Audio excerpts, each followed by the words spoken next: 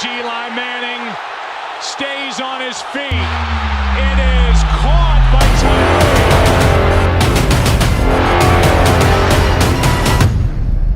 Welcome to Catch the Moment podcast. I'm your host, David Tyree. Excited to have you back for another week where we're going to deliver you the process, the journey.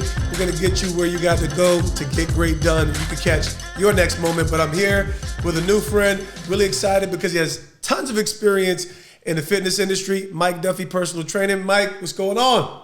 All good. I'm so honored to be here. Oh, listen, man, you deserve a seat at the table. 30 years in the fitness industry. I could obviously, I'm looking at you, biceps still bulging, you're still looking fantastic, you're still wearing your business. But before we get into, honestly, just a lot of experience, we start off every guest and we ask them, tell me, do you remember where you were when you saw the helmet catch? Any thoughts, reactions, any candid stories, whatever you got for me. I was sitting in my living room with my kids and my dad. My dad's been a Giant fan forever. All right, cool. So we got that off. I didn't have to ask. Yeah, hardcore. If he knew I was here today, he'd be doing backflips. That's fantastic. Yeah, he's very. So we were all, I was a Giant fan because my dad was a Giant fan. Excellent. And sitting on the couch watching the game, and when that catch came up, I think I hit my head in the ceiling. I was so high. And my dad, who always yelled at the TV. Yeah, going crazy. My dad's always yelling at the TV. If there's a bad play, a mistake, he's yelling. I'm like, Dad, you can't yell at the TV all the time. But he was screaming, and it was bedlam. It was craziness. That's what I'm talking about. No, it was a long time coming for the Big Blue, and like I said, it's just fun to get those good feels. And I'm gonna quickly turn the table. This might be a little difficult for you, but I consider you actually were like what Mr. Mr. America Natural. Yeah. Is that the title? Yeah, Natural Mr. America. And you was quite stoked, if I may say so myself. I saw a nice little picture maybe there. Back in the day. Yeah. Now you got it going on. So I'm gonna flip it on you and say, what would you call the defining moment of your success? Your career as either a bodybuilder or as a trainer, as a business owner. What, defining a business owner? That's a good question. I like to give you a little stumper every now and then because it's a lot of experience. Yeah, well, defining moment for me was getting married and having a family, and you have these kids sitting there, and you have to feed them now. And you're 100% responsible for not your life, but for other lives. And that lit a candle under me, and I said, nobody will ever outwork me. I'll work 36 hours a day, and I'm going to be successful because I'm not going to let them down. So for me, it's the family that motivated me to take it to another level. I hit a level that I never thought I could. I trained people from 6 in the morning to 9 or 10 at night, 7 days a week. Nothing's going to stop me. I'm going to build this business, and I'm going to be successful. I wasn't going to take it. There was no turning back. There was no maybes. No turning back. No. Burn the bridges. I just wanted to give them everything that they deserved. That's fantastic, man. That was actually one of the best responses I've got so far because I felt that from the heart. I felt that. I remember, and I was young when I was young and crazy in college when we had my first son Tayon. So I remember that was like, oh crap, it's no longer about you anymore, buddy. Yeah. So I kind of have some, and it's I hate to. Yeah, no, go for it. When you're a bodybuilder and you're training, everything's about you. You're 6 meals a day. Where are you going to eat? You're training 2-3 times a day. You're just so self-absorbed and being as best you can. Yeah. And then all of a sudden it turns around. You're finished bodybuilding. You have a family. You start a business. It's like, okay, now it's about everybody else. Now it's game time. Yeah, it was like complete 360. So I got to even ask you into that, right? Because you talk about the 7-day-a-week grind. I can only imagine what that has to be like. You talk about your family was the motivation. Mm-hmm. How was that in relation to, stress and strain on a new marriage? Were you guys always on point? Yeah, for the most part. We're always on point. If there's any ever stress, it's just because I was working so much. And you come home a long day and, sometimes it's like, you just want to go to sleep. Kids want to jump on you, give Alyssa a bath and, read Joe a book. And it was hard because you're so tired because you're working so much. Yeah. But So, there were trying times, but like I said, it always works out. No, that's fantastic. Because like I said, that's kind of some of the stuff that no one sees, right? Even when you're telling a story, that has to lay a foundation, especially for a business. When you're in it, and honestly, I'm a few years into being a business owner. Totally different than showing up at work, right? A lot of moving But pieces. when you work, it's like 9 to 5. When you're a business owner, it's 24/7. 24/7. 24/7. So I got to get your thoughts. Talk to me about, like 30 years in the fitness industry as a competitor yourself, as well as even more so as a business owner. Fitness has become very trendy, online businesses, social media businesses. What has been your sweet spot differentiated? For us, well, first, the studios that we have, they're personal training only. So it's just one-on-one training. You can't come into the gym unless you have an appointment with one of our trainers. So it's not like a regular gym where, just pay a monthly fee and come in. Got it. So it's one-on-one. It's motivational. It's quiet. So it's not the big hype train? Yeah, no, people aren't in there taking selfies and all that stuff. Yeah. It's just they come in and we work. We work and we do a little kidding around, because you want to make people laugh. But it's you come in, you do your work, and then you leave. Man, it's a different business model. Yeah, no, absolutely. So, I mean, the obvious, right, is the world shuts down in COVID. So, I'm imagining doors closed for a while. How was that experience? And I'm talking about not just for your business. How was it for you? When we got shut down, it was for 4 months, almost 4 months. Okay. So, and we had just a year before that, we just bought a building, and we spent a year. So we spent a year going through zoning and getting everything done there, and then we had to completely gut the place and build it, and it's like we just finished, and all of a sudden, boom, COVID hit. So it's like, oh boy, what's going on here? The world stops. Yeah. I just worked my whole life to, establish these two businesses, and then finally save enough money to buy a building for the business. And it's like, boom, COVID hit. So I was really like, wow, this is something different. Yeah. But I guess I sat home for about a week, maybe sulking a little bit, wondering what I was going to do. But then, I just said, listen, we're going to make this work. So we started going back into the gym every day. Okay. Just two of us because, COVID. Sure. We're allowed. So we would go in the gym and we'd shoot videos. Every day we'd shoot a training video. And then we'd put it on Facebook Live and tell our clients that, if you want to work out, here we are. That's awesome. So, and we had never done that before. So I was trying to figure out, okay, how are we going to film this? Yeah. There was music rights and things like that. There were issues. Oh my God, pain in the butt. Yeah. So, but we learned fast. And so we started filming 1 class a day and then 2 classes a day. And, we're filming classes. We really weren't doing classes, mostly one-on-one. But we brought different things in. My wife came. She's a Zumba instructor in the former life. So she came. I was doing Zumba classes. And my daughter would join. My daughter's a cheerleader at Penn State with a big dance background. So they would come in and do these Zumba classes. And people really enjoyed it. And I would teach class. And some of my trainers would come in and do a special class. But every day we were filming a class we wanted to keep in front of our clients and let them know we didn't forget them. And they shouldn't be forgetting about their workouts and their fitness. That's right. Yeah, we also did a weight loss challenge, a virtual weight loss challenge. We got this computerized nutrition program to use online. So excellent. Yeah, we just hustle fast. So the ability to adapt, right? Like, talk to me. Like, what have been the biggest challenges? Because when I'm looking at Mike Duffy, I'm looking at longevity, experience, credibility, and even what I could gather from kind of looking into a little bit more of what makes you different is. It sounds like you've been living this since a kid. Yeah. No, my whole life. Talk about it because most people kind of arrive there maybe a little later in life. They might have a health crisis, an awakening, and they become more passionate. Not a lot of people, just 15, 16, 17-year-old, and they're into nutrition. Yeah, it's crazy. I guess, we were always involved in sports. My dad was always like watching football and baseball, and then we started watching it, and we all get involved. So I had 3 brothers. Yeah. And we played football, we played baseball, we wrestled. Oh, so you got to mention where you came up at. The great town of Elizabeth. A little bit of a rival to Montclair. We had some we had some knockdown battles back in the day. Yeah. Nah, go for it. Yep. Yeah, so so growing up in all different sports programs, we were always working out, push-ups, running, sit-ups, and had some great coaches, amazing coaches. Going through the PAL program, a lot of guys were cops and detectives, but they were just the most amazing coaches, motivating you.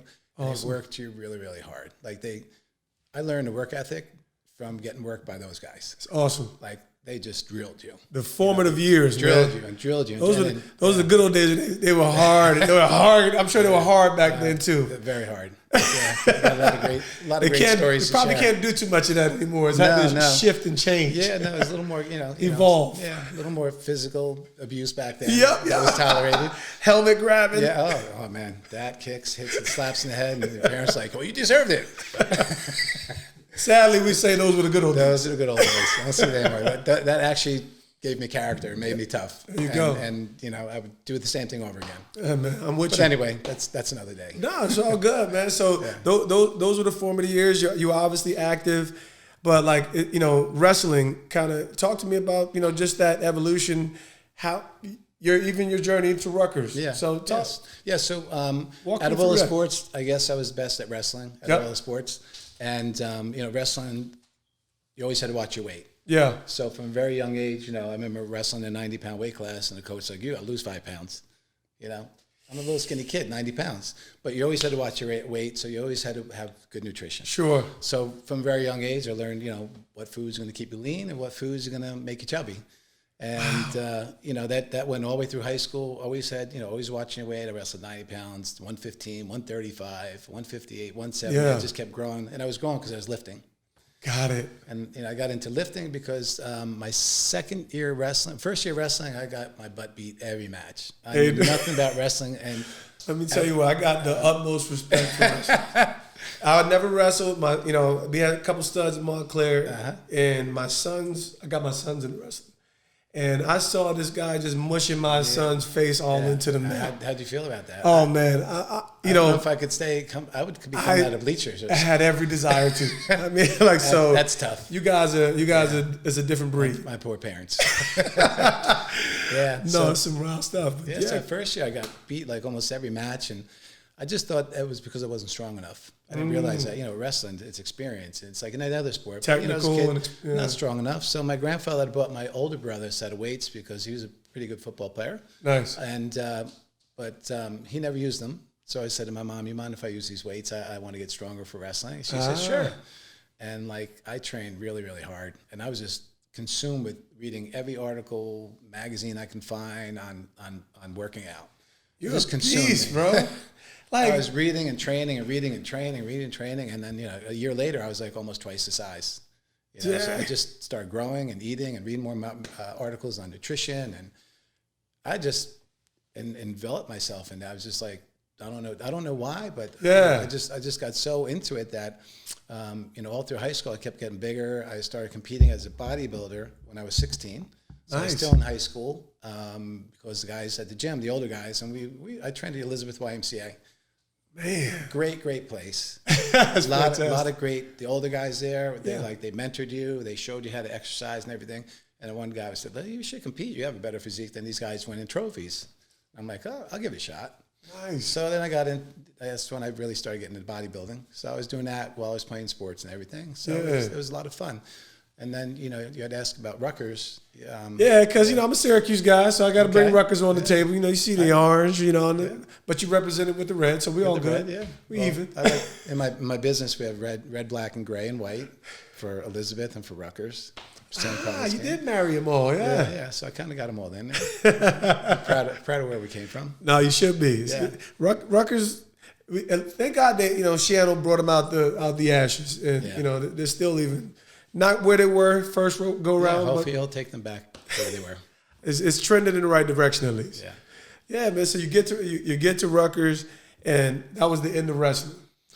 Yeah, so I went to Rutgers. They paid for my whole first year of school. Nice. For wrestling. We'll take it. Yeah. So I'm like, wow, that's great. I mean, I had really good grades in high school. Yeah. So I got in anyway. Absolutely. So when I went there, they had a captain's practice.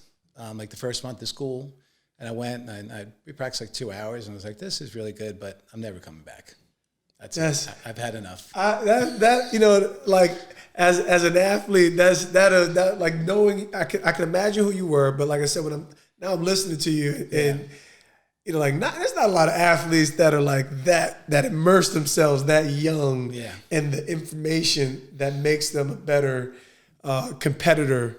Whereas this is more about the fun of the sport and see where it takes you. Yeah, no, Now, you were definitely a different breed. Yeah, no, I just had enough. It's just, you know, that I had to drop like 20 pounds. I really didn't have 20 pounds to drop. Sheesh. And, you know, like I was talking about before, is like when I was home and I was bodybuilding, my mom, my grandmother cooked like every meal. Everything was measured and weighed, and it's like 4, 5, 6 meals a day and perfect food. You're and like then, a pioneer. This is what people are talking about now. Yeah. You're doing back then. And then you go to college, and you know what the cafeteria is like, and the grease trucks on campus. Like I Big pile of bacon sitting over there, just baking old oatmeal and old grits. Cheese whiz on everything. I'm like, I can't diet. I just can't do it. That is legendary. And the work volume was much different than high school. I can imagine. A lot more, much higher volume of work. Sure. So I'm like, well, if I'm gonna get this work done, you know, and I can't starve. Different priorities. Yeah. So I'm like, so I'll just go to school and I'll bodybuild, because I can train over the summer and I can train over the Christmas vacation. Sure. And diet and compete and then focus on school. So that worked out really well. Boom. Yeah, man. Like, I always love hearing different people's thought process, right? Because, you know, at the end of the day, we're all kind of defining that we're allowing certain things to unfold, but some people actually have a vision and idea about the way they want their life to be. So, you know, obviously amazing. So you even talked about a little bit in relation to the coaches. Adversity builds character. What have been some of the, you know, the most difficult obstacles, right, that you've had to overcome through your experience as a like I said, as a man, as a business owner? What has been some of those defining experiences for you that has really shaped who you are as a man? Good question. You know, sometimes we don't often give, you know, you know, I like to, you know, I got to do this myself, right? But everybody's just kind of going through life, and you might not even realize that you just conquered a hell of a mountain. Defining experiences. I would think that for me, defining experience was when I finished college. I went to school for exercise science. Excellent. Because I was so you got the knowledge. Yeah. So, you know, the practical experience of dieting myself, learning. I took a lot of nutrition courses in college along with the exercise physics classes. So I really learned how, you know, technically and scientifically how the human body works. Wow. So, you know, putting that all together, I got out of school and I'm like, I want to open a gym.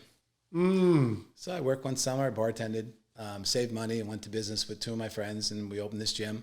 And that was tough. I knew how to work out and teach people to work out, but I didn't know business, you know. Okay. So, you know, we all have a little bit of strengths and liabilities. Yeah. What was the biggest liability that you experienced at that young stage of your life, and how did you kind of grow through that? Yeah, so it's just lack of business experience, you know, knowing you know, accounting and, you know, payroll. There you go. Like you know, where do you learn that?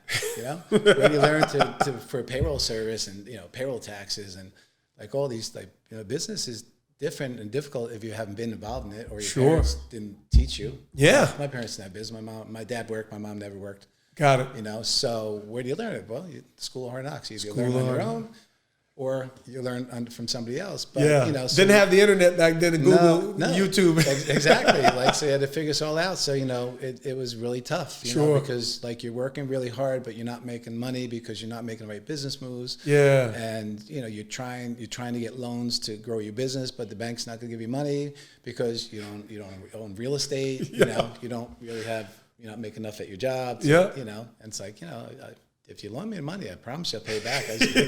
But that's not good enough. It's the biggest retard situation. Like, I wouldn't need the money if I had the money, right? So, at a young age, it's tough to grow your business. Yeah. And to get that backing. And so that was really tough. I think that's really what it's about. You know, like, we're all going through it. You know, if you have the character and the belief and the resolve, you're going to kind of keep plowing and find a solution. Just keep moving forward. Yeah, and I think what's uncelebrated is, man, I didn't have a clue. Just getting to that point, like, damn it, I didn't have a clue. So, you know, talk to me, like I said, as your business evolved, technology is consuming this big space in fitness, whether it's, you know, you talked about in the midst of COVID, you know, the cameras. How is that, in light of you? I can imagine that your experience through the years, you have a one-on-one practice, which is different. How is technology continuing to morph into your practice? Whereas I can imagine, like, you're kind of like learning, right? Yeah, no, the biggest thing with the technology has helped with the fitness business and my fitness businesses is the internet and being able to reach people easier Sure. than it had in the past. In the past, you had to spend money on ads and Yeah. a lot of money. And now, you know, if you have a strong email list, you can do as many ads as you want for free. It's good. You know, so you can reach more people for a lot less money. It's good. So it's easier to market your businesses in this day and age. To me, anyway, for our business. No, listen, that's I think Huge that's difference. facts. Yeah. That email list is huge, and you know, it's just so it's so neat. Like I said, when you're looking at resources involved, I know everybody, you know, each generation has a different experience with technology, Sure. right? Yeah. So. Even still, there's new trends that I'm learning. I feel like I'm caught right in the middle. I'm like, I didn't care much about the internet when it came. I was more actively involved in being active. Sure. Yeah. So I'm like, I'm a slow I'm a slow Gen Xer type dude, borderline millennial. But yeah, man. So I got to ask you this. This is always interesting to me from a coaching perspective. Like, what bothers you the most being a coach? Wow. Because it's not all peaches. Sometimes you get different clients. You got to deal with difficult people. If I work with 10 people throughout the course of the day, there's 10 different personalities. No doubt. So the easy clients are the ones that say, okay, you eat this, you eat this, you eat this, and you train with me 2 days a week, and these will be your results. And they're like, okay, and they do it. Boom. Those are the best ones. Yeah. They're easy. The other ones, you tell them do this, this, and this, and they don't do this, this, and this. What's your response there? My response is we have to sit down and discuss this. Have a little, and it's never with the workouts. Like the workouts, people love to work out. Got you. They love to work out. I can do that, Mike. And they come to work out. Yeah. And there's, you know, I've had clients for 25 years, the same person.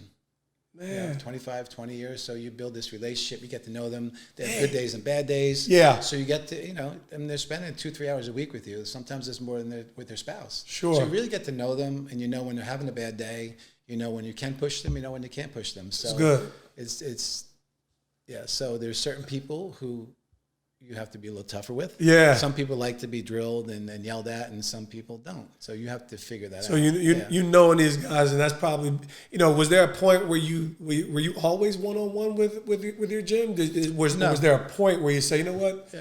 This is the way. I was in the regular gym business. Yeah. I had been a partner in 3 different regular gyms. One was a world gym licensee, like a 15,000 square foot world gym. Yep. I was involved in another place, like a 5,000 square foot gym, and then another 4,000. So over the course of about 12 years, I was involved in 3 regular health club gyms. But I always kind of gravitated toward personal training. Yeah. And the longer in that gym business, you realize that, to me, the money was in personal training.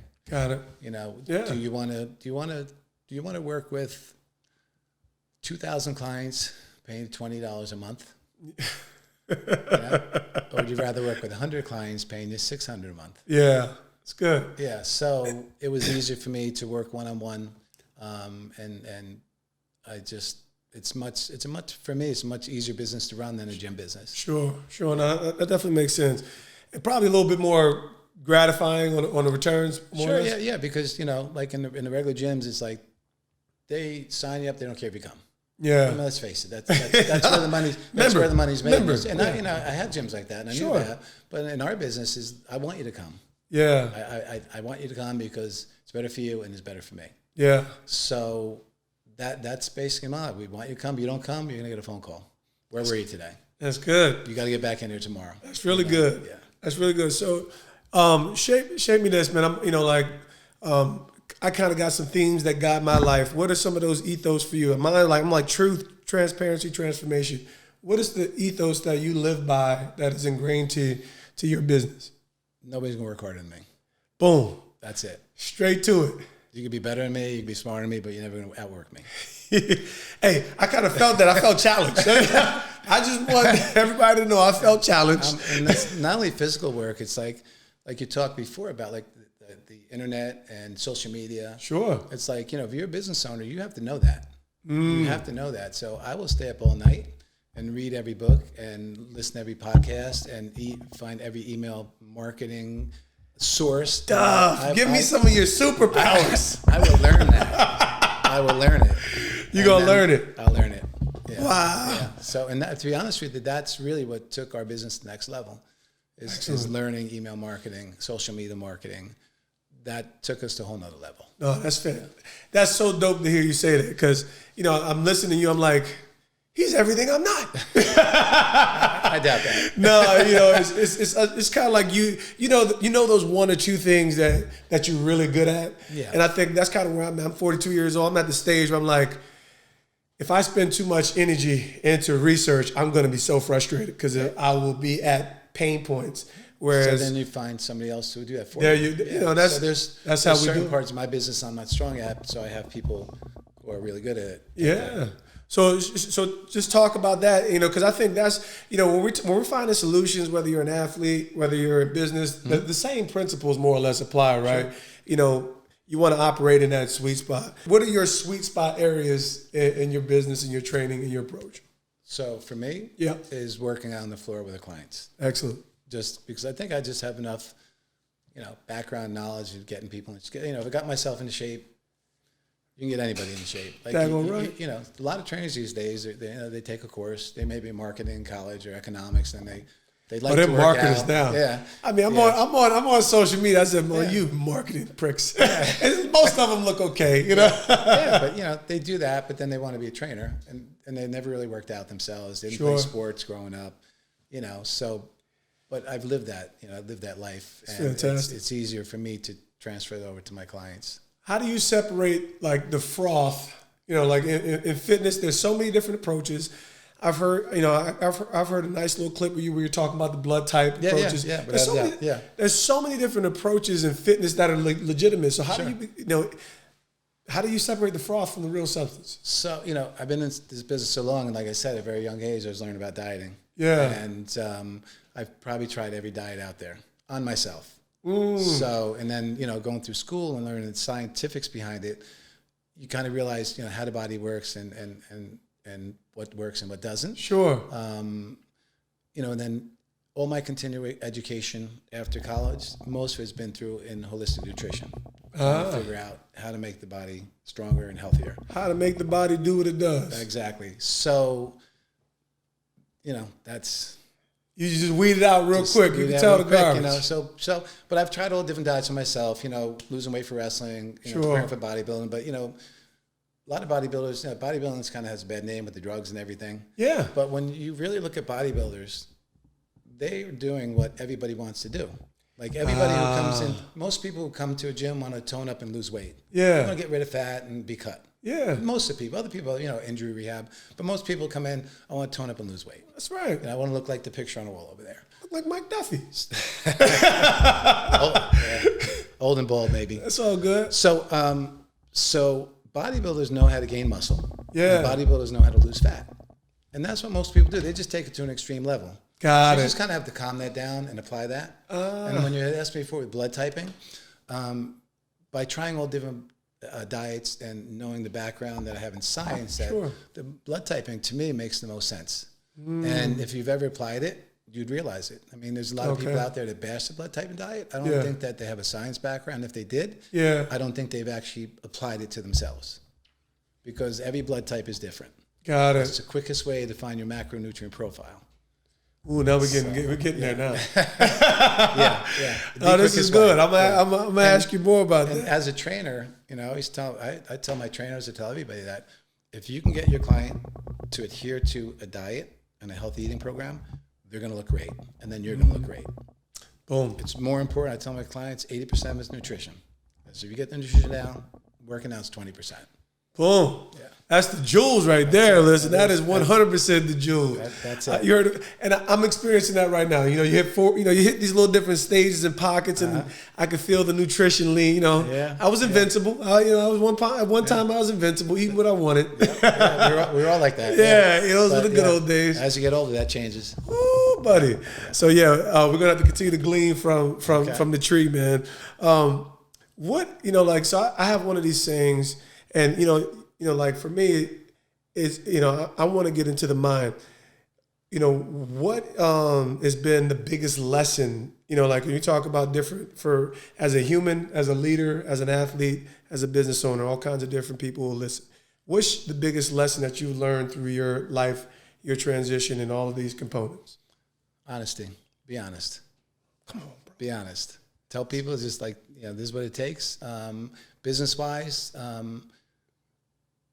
you have to keep your business reputation. It's something you have forever. So you never want to do anything that's going to tarnish your business reputation. Excellent. If somebody's not happy with your service, give them a refund.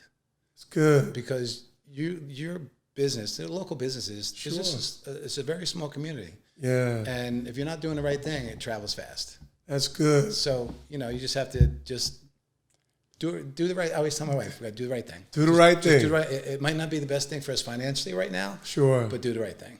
That's really, really important. I love what you said, man. Both of them, honestly, because I'm like, honesty is always the way to lead. The best policy. Meaning like at the end of the day, you're never going to lose when you're being authentic and you're being honest, because it just kind of sets people free. You're giving them your best feedback, you're giving them your best word. And, as you said, even in relation to the reputation of your business, a good name is better than silver and gold. So, man, like I could easily go on and on forever, but I think we got a good sense of what makes you valuable. Tell me, share a little bit more about where you guys are within your business today, and what you're excited about in the future. Sure. Well, thanks for asking that question. Heck yeah.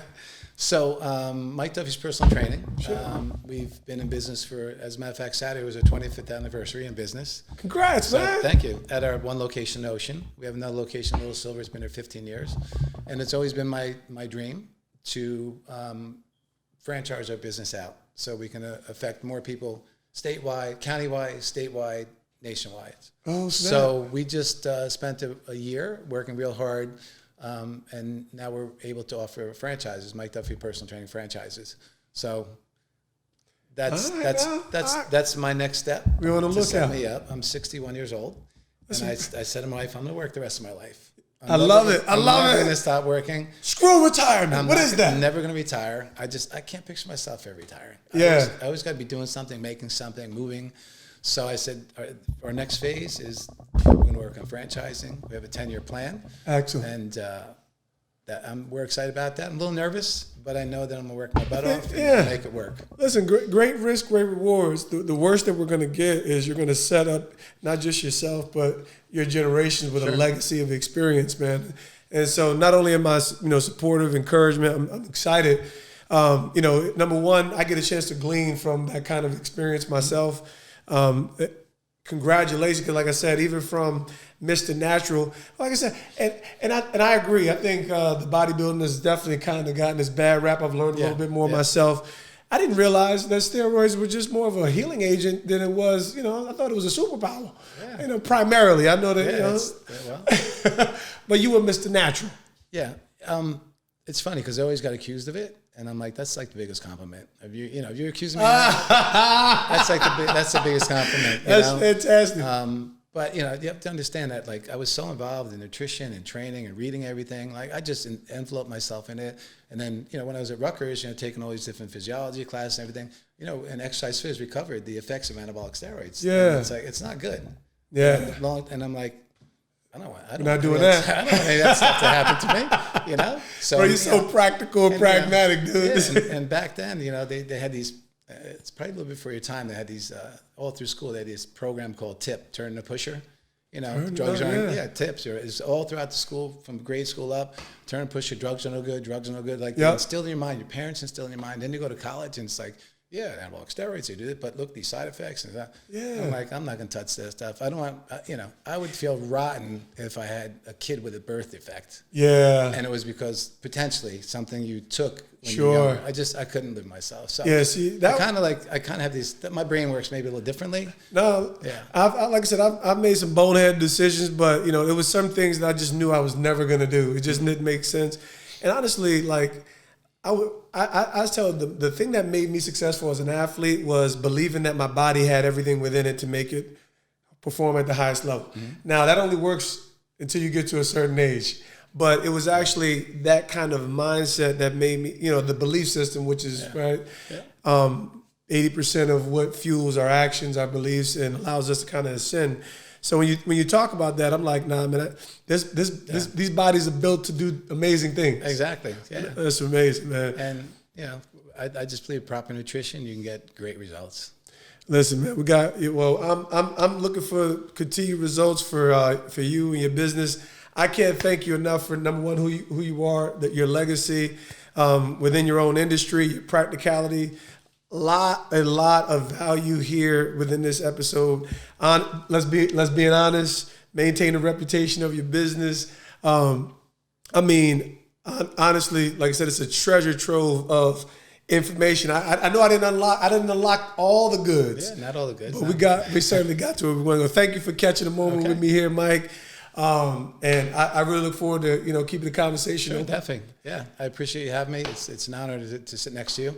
Oh, listen, brother, this is Jersey. First of all, it always starts where ends where it starts. That's for sure. Yeah. So we got the Jersey love. Well, listen, thank you everybody for joining in the Catch the Moment podcast.